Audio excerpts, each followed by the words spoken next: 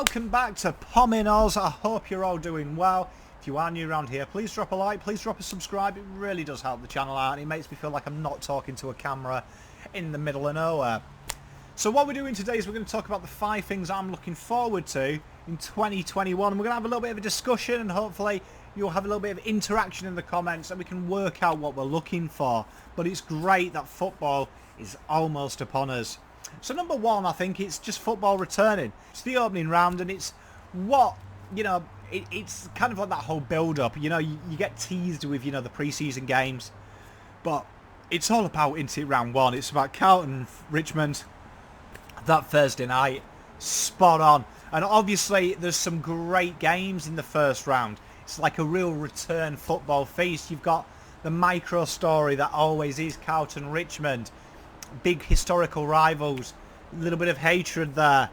Thursday night opening fixture, and traditionally it's been the champions versus a team that's not doing very well, and you've got that excitement there. Then you've also got the doggies versus the pies. You've got that whole Trelaw gate issue that was going on there, a real micro story there. And then you've also got the doggies, you know, a team that I really do heavily back to do well this year. It's going to be really exciting. And then you've got GWS Saints. You kind of would say that Saints were the GWS last year. They took their position in the 8. GWS got a lot to play for. A lot of questions being asked. A lot of reputations have been destroyed from last year, you would say. A lot of questions are starting to be asked to these players. Can they get their 8 position back? Time will tell. But that game is an absolute ripper for a start. And that leads me on to number 2. Crowds returning. How weird has football been with canned sound? We had the wonderful New South Wales and WA, you guys did really well. Queensland as well, to really offer something for us football fans here in Victoria. But to me, there's nothing like 90,000 at the G. There's nothing in world sport, I'd say that comes close to being beaten. And it's just being able to go, it's being able to interact with you guys and girls, to have a beer, to walk to the MCG up them big steps, them things that, you know, that you take for granted when they're not there. And hopefully we're going in a little bit of a micro crisis as I speak at the moment with COVID. Hopefully it doesn't come back. Hopefully it doesn't, because to me that is such a huge thing for us culturally. It's such a huge thing, just being able to experience it. And I'm sure the players would say the same thing as well. It just adds something, just that noise. Even when it's a game like, say, the Doggies Pies game, which I probably won't be at, because I'll probably be at the Carlton Richmond game, and I will go and see more football that weekend. But to hear the noise, it means so much to hear it. Number 3 is going to be the changing places, the new faces at new clubs, and I love seeing that. As a Pom, our sport, we really do have transfers. It's not as rare as probably the AFL is. And there's something exciting about a new season, seeing a new player. So let's just pick on one. Jeremy Cameron had a bit of a disappointing year at GWS. Obviously wanted to go to Geelong. Kind of fits Geelong, doesn't it? Because, you know, Hawkins is killing it, but he's on the end of his career. Cameron likes to oscillate across half, high forward, come and get it. It's going to be an interesting backstory of how it'll work, how them two will work. Hawkins obviously the leader in the comp in assists as well, so it's exciting to see how that works. And then there's players that I'm looking forward to. You see, you know, seeing like Jesse Hogan, another club, can it work? Trelaw at Doggies, Coldwell, Fantasia, Haitley. These are all players that I'm really excited about seeing how they play at their new club. And then obviously as a Carlton fan, Adam Sard, Zach Williams, big name signings, big name recruits. How does that make our team look?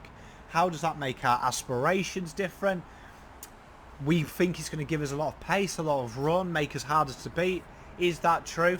A lot of exciting subplots, and it's something that I'm super excited about seeing. Number 4 is kind of linked with number 2, but it's things like the big freeze. It's things like the Indigenous round. It's things like, you know, the country round. I'm excited about seeing these again because I felt like, although Indigenous round I thought was really done well this year, I think there's something magical, you know, about Dreamtime at the G.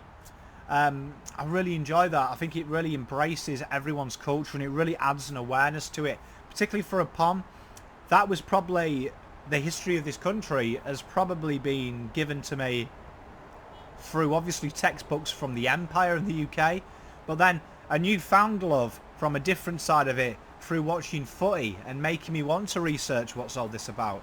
Why do we thank people for letting us use the land at the start of the game? And you know, that progression that I've had culturally in the 10 years I've been here makes me really find it a big part of the game, because to me it made me understand, made me open my eyes and taught me something. And that's what I think is beautiful about football. We're all together. We're all together. And yeah, I love these events. The big freeze, the wonderful work we do in the community, the country round, I love that. Obviously, Indigenous round being the most famous one, you know, the cool Guernseys.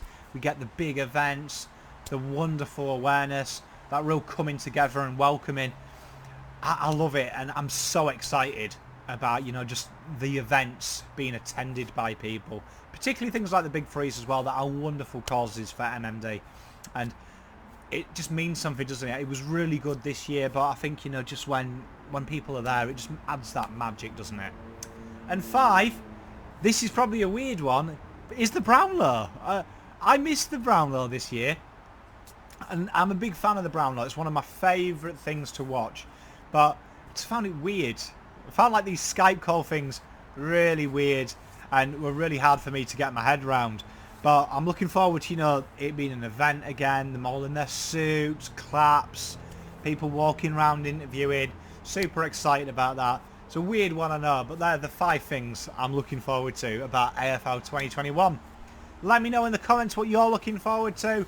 Hopefully I've covered 90% of you. Until next time, I hope you're safe. Look forward to hearing from you. Pom out.